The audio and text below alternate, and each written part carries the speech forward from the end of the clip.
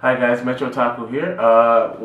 This is a part of the series called Tools of the Trade of the Polyglots. And this first series is about a tool that I'm pretty sure a lot of polyglots have, but don't usually cover. So this first tool is an atlas.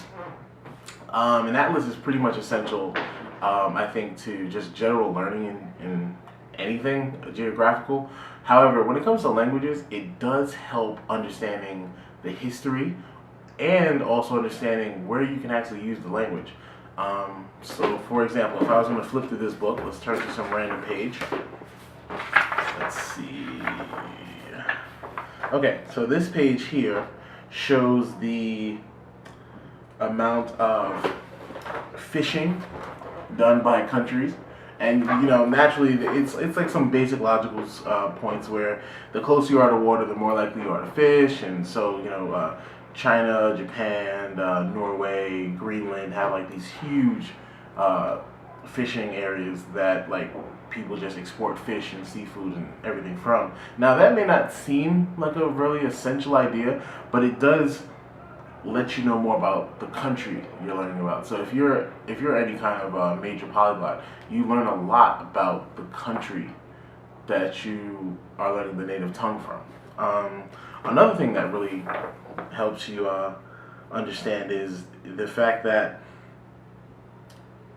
dialects make so much more sense once you have a map of them. And for example, let's see if I can find this. Okay, Southern Asia. Now, this is a map of Southern Asia, and it's generally in the area of India.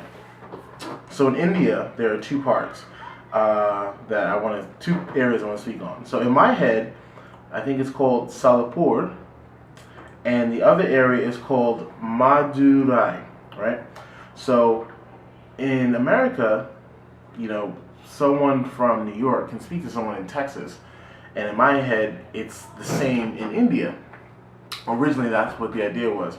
So at my job, I'm working with a man who speaks Telugu and Hindi. So when I ask him, do you guys speak one language or another, just to make casual conversation, he ends up saying, oh, we do generally speak Hindi there. However, the main language is Telugu. And I said, oh, so is there like a major difference? He said, yeah, there are some differences, but sometimes people don't know whether or not they can speak to each other because of the fact that there's like main city areas and stuff. So I was like, can you give me an example? And he was like, oh, basically saying hello gives you an idea of where this person's from.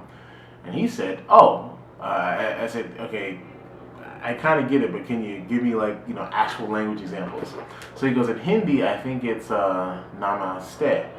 In Telugu, it's namaskaram. And now in namaskaram, like the way the writing is, the way the culture is it's somewhat different than what you would see in like the main areas that just generally speak Hindi.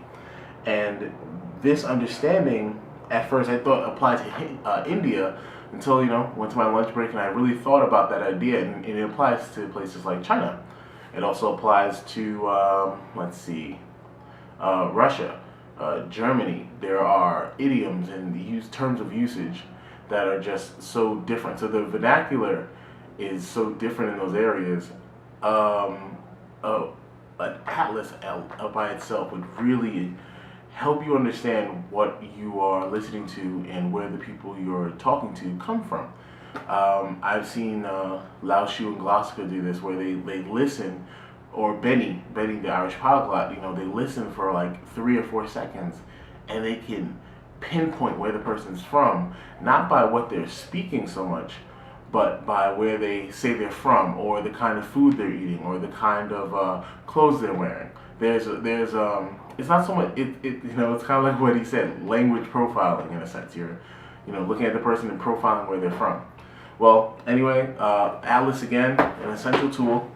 If you like this video, please like, subscribe, and comment below. Even shoot me a video response of what do you think an atlas is good for, and you can also always email me at metrotaco@gmail.com.